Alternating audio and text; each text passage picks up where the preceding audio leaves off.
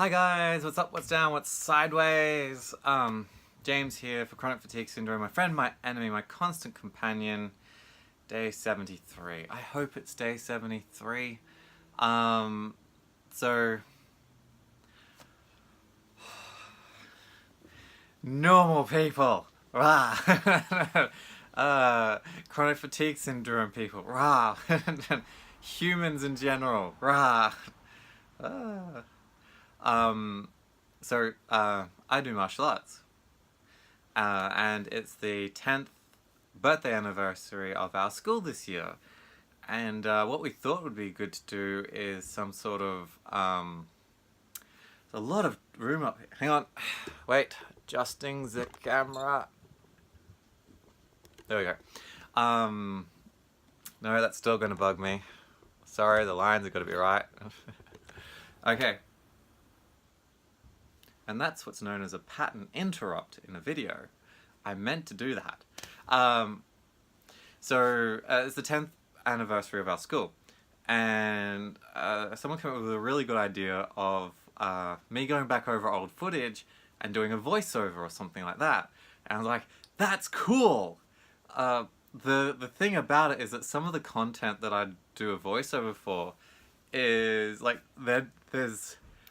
there's kind of two levels to it. So one level would be the very brutally honest, I'm watching me and I'm explaining to you what's happening through the eyes of someone with chronic fatigue syndrome.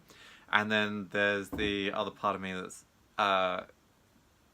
sharing it from the teacher's point of view.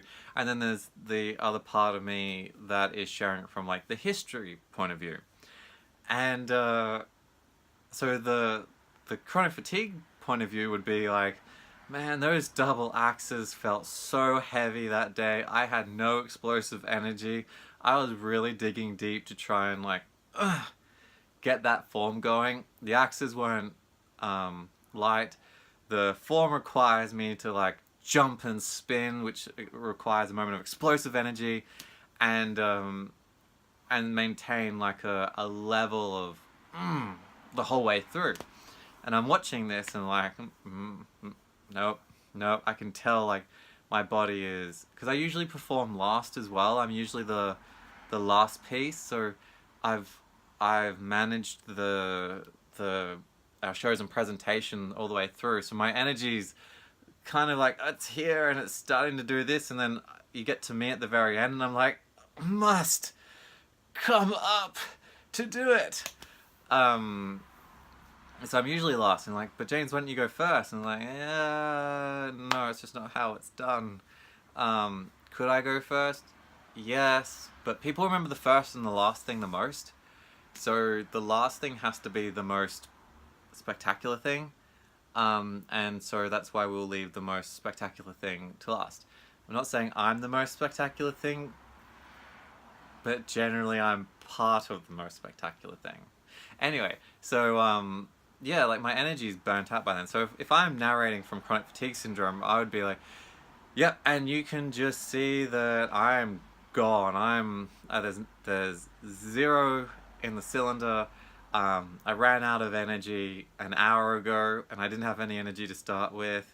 I'm doing a form that requires explosive energy while at the same time wielding like heavy axes or something like that. There's a lot of leg work where I'm low and then I'm jumping up high, and so there's all of that, and I'm gone. And then you have people commenting below like, oh, this looks like a lackluster, I'm being polite to myself, this looks like a lackluster performance. And the thing is like, they're right. It doesn't matter how I feel. The end product that day was a presentation that, even though people liked it and you know, round of applause and all that, even though people liked it and they enjoyed themselves, it wasn't the best that I could do, and it certainly wasn't the best that someone of my skill grade can do either. But in a fight in real life, it doesn't matter if you've got chronic fatigue syndrome or not. you have to make do with the resources at hand. And if your resource is a body that's got chronic fatigue syndrome and fibromyalgia syndrome, don't complain about it, because the complaining is not going to help you. You just have to use it. So me watching these videos from the CFS side would be like, yeah, and you can, like, you know, I'm just sharing, like, it just wasn't a good day for me. And I'm up front and I'm trying to be presentable, and I'm trying to be dynamic, and I'm trying to be, you know, yeah, just good for the school. And then you got the teacher side of me who's looking at it and like, yeah, well, that technique was a bit, yeah, you're off by that part there. Next time you need to move your foot 5 degrees slightly that way. Rah, rah, rah, rah. And it's that kind of like, and then you got the historic part of it, which is like, yes, for our 5th anniversary, and for most of our presentations, we like to demonstrate something that people have never seen before from us, or never seen before in the world. So that particular year, it was double axes. A couple of years ago, we did a lightsaber routine in the dark, and then people really loved it. And then we said, oh yeah, we're glad you liked it, and rah rah. And we mentioned something about our footwork. You know, it's quite a lot of footwork going on. Someone from the crowd's like, show us with the lights on. I had wiped next month's reserve of energy to perform that form. After a day and a thing of presenting and being active and being like rah. So I'd use some months of future energy to do that form, and then someone's like, yeah, show us it without the lights. And I'm like, I'm the head of my school. I can't say no. I mean, I can say no, but I can't say no. So I gave myself a little bit of a cheat, and like, well, what we'll do is like, we'll wrap this up for all those who wanted to go home, or like, you know, had prior commitments, and then we'll do the form, and then we'll go and have, you know, because we're putting on food and stuff like that. And so I was like waiting to give people a chance to like, because I was told that people had to get out at a certain time. Everyone didn't move. Like, no one moved. So we did the form again, and I'm like, you've got this. Go you. And I burnt the next 3 months worth of energy to perform it. And as soon as I was done, and as soon as I was done being like the face of the school and up and about, and I made sure like the food was sorted and stuff like that, I went and sat down. And some of my friends, like, they knew something was up. They knew I was just totaled. Like, they were bringing me over food and that. So it wasn't too bad, because like, I'm the head of the school, people bring me food. But it was like, I can't get the food. I need the food, but I can't get the food, and I shouldn't really eat right now, but I need the food. I need like sugar and food. I need it now. I gotta get something back into me. I was gone. But I managed to wait until I'd done all like the face stuff and shaking hands and had a chat and stuff like that. So there's those 3 aspects when I look back over the last 10 years of our school. The person who experiencing chronic fatigue syndrome and fibromyalgia syndrome is like, you know, you see that little drop there that I did, and you know how it looked really cool? My leg actually gave out, and what you're seeing there is me going, oh, my leg's giving out, and then my training kicking in and controlling it to some degree, and having a super duper, you know, recovery time visually, even though inside I'm like, oh, ow. And then outside, like, visually, no one really picked up on it. And then I just went and part of my form. And then the teacher side of me would be like, yeah, you broke your rhythm there, James.